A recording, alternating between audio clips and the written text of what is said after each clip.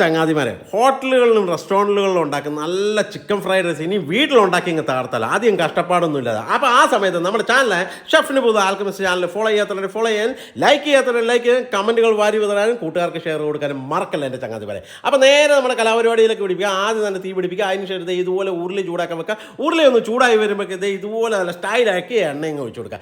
എണ്ണ ഒന്ന് ചൂടായി വരുമ്പോഴേക്ക് ചെറുതായി കുനുകുനാന്നരിച്ച ചിക്കൻ ആ എണ്ണയ്ക്കകത്തിട്ട് നിങ്ങൾ വേവിച്ചെടുക്കുക. അതായത് ഒന്ന് ജസ്റ്റ് ഗ്രില്ല് ചെയ്തേക്കുക. നല്ല സോഫ്റ്റ് പരുവത്തിലെടുക്കണം, ഓവറാക്കല്ല, ഹാർഡായി പോകും. അപ്പോൾ സോഫ്റ്റ് പരുവമായി വരുമ്പോഴേക്ക് അവനെ ഇതുപോലെ ഇങ്ങനെ കോരിയെടുക്കുക. അതിനുശേഷം ആ എണ്ണയ്ക്കകത്തേക്ക് തന്നെ ഇതുപോലെ മുട്ട അടിച്ച് പതപ്പിച്ച് ലേശം ഉപ്പും കൂടെ ഇട്ട ശേഷം ഇവനെയും ഇതിൻ്റെ അകത്തിട്ട് ഒരു ബുർജി പോലെ ആക്കിയെടുക്കുക. അതും ഓവറായിട്ട് ബുർജി ആക്കല്, സോഫ്റ്റ് ആയിക്കണം കേട്ടോ. എന്നല്ല ഫ്രൈഡ് റൈസിനകത്ത് കിടക്കുമ്പോഴേക്കും സോഫ്റ്റ്നെസ് തോന്നത്തുള്ളൂ. എന്നിട്ട് അവനെ ഈ ഒരു പരുവത്തിലാക്കുമ്പോൾ കോരിയും എടുത്ത് മാറ്റുക. അതിനുശേഷം ഒന്ന് കഴുകി വൃത്തിയാക്കിയ ശേഷം ആ ഉരുളിയിലേക്ക് ഇതുപോലെ നല്ല സ്റ്റൈലായിട്ട് എണ്ണ ഒഴിച്ചു കൊടുക്കുക.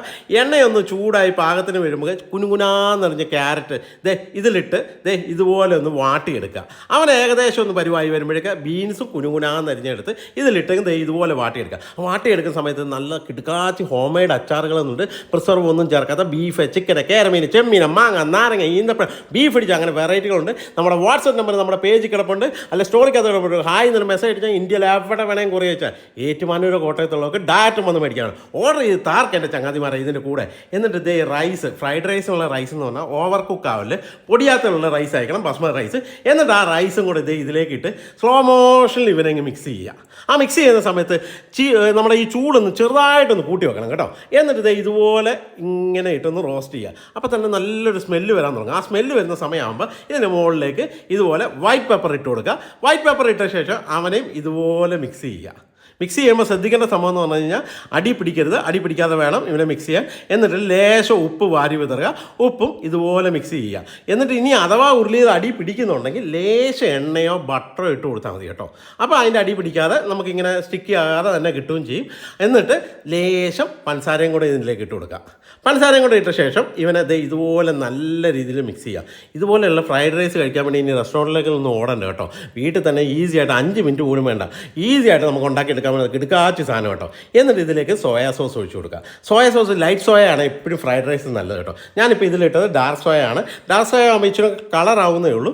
ലൈറ്റ് സോയ ആണ് ബെസ്റ്റ് ആയിരിക്കും, നല്ല കളർഫുള്ളായിട്ട് കിട്ടും കേട്ടോ. അപ്പോൾ ലൈറ്റ് സോയയും കൂടെ ഇട്ട ശേഷം ഇവനെ ഇതുപോലെ മിക്സ് ചെയ്യുക. മിക്സ് ചെയ്ത ശേഷം നമ്മൾ ഇതുപോലെ ഗ്രില്ല് ചെയ്ത് വെച്ചിരിക്കുന്ന ചിക്കനില്ല, ആ ചിക്കൻ എടുത്ത് ഇതിലേക്ക് ഇട്ട് കൊടുക്കുക.